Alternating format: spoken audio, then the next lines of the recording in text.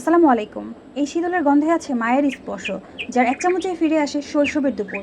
আজ মা রেঁধেছিল শীতল, চলুন দেখে নেই মায়ের রেসিপিটি। প্রথমেই শীতলটিকে আগুনে ঝলসে নিল, তারপর ভেঙে পানি দিয়ে ভিজিয়ে রেখেছিল মিনিট 10। এই শীতল অনেকেই চিনবেন না, এটা উত্তরবঙ্গের ঐতিহ্যবাহী একটা খাবার। শীতলটা খেতে কিন্তু খুব মজা। শীতলের মূল উপকরণ কিন্তু কচু পাতা। এই শীতল তৈরির রেসিপি চাইলে কমেন্টে জানাতে পারেন। শীতলগুলো ভালো করে ভিজিয়ে রেখেছিল মা।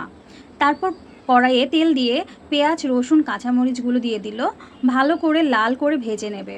এইরকম লাল হলে সামান্য পানি দিয়ে দিল। আবার মশলা দেওয়ার পালা। এখানে লবণ, হলুদ গুঁড়ো, আদা রসুনের পেস্ট এবং মরিচের গুঁড়ো দিয়ে ভালো করে মশলাটা কষিয়ে নিল। কষানো শেষে মাছের মাথা এবং লেজের অংশ দিয়ে দিল। এখানে আপনাদের পছন্দ মতো যে কোনো মাছ বা শুটকি দিয়েও রান্নাটা করে নিতে পারেন।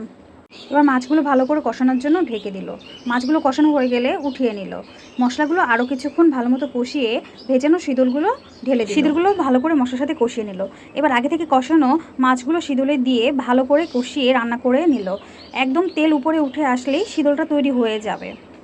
দেখুন কালারটা কত সুন্দর, আর ঘ্রাণে পুরা ঘর মোমো করছিল। মায়ের হাতের এই স্বাদটা ভালো লাগলে শেয়ার করে দিন, কারণ এই ভালোবাসা সবার প্রাপ্য। পুরো ভিডিওটা দেখার জন্য ধন্যবাদ।